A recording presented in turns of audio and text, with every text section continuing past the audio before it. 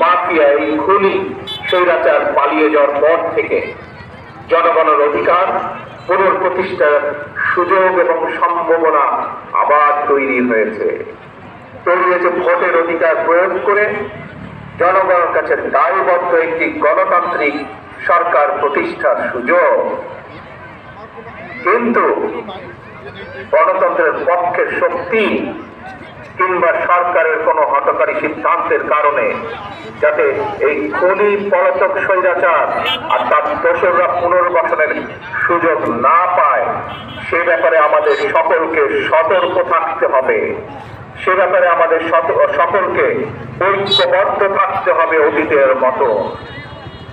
গণতান্ত্রিক দলগুলোর পক্ষ থেকে জাতীয় নির্বাচনের কথা শুনলেই অন্তর্বর্তীকালীন সরকারের কেউ কেউ বিচলিত হয়ে ওঠেন। প্রিয় দেশবাসী, প্রিয় ভাই বোনেরা, আমাদের অবশ্যই মনে রাখা প্রয়োজন, জাতীয় নির্বাচন নিয়ে এক এক উপদেষ্টা এক এক রকমের বক্তব্য এই খুনি মাফিয়া চক্রের সামনে বিশৃঙ্খলা সৃষ্টির পথ সুগম করে দেয়। এই জন্যই বিএনপি বারবার এই অন্তর্বর্তীকালীন সরকারের প্রতি তাদের কর্ম পরিকল্পনার রোড ম্যাপ ঘোষণা করার আহ্বান জানিয়েছে, প্রতিবার আহ্বান জানিয়েছে।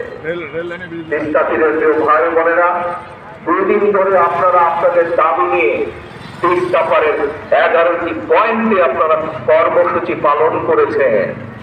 আপনাদের এই আন্দোলন অবশ্যই ইনশাল্লাহ বৃথা যাবে না।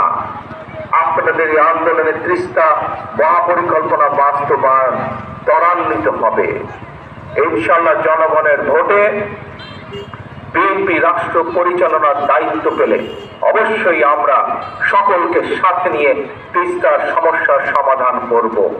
তবে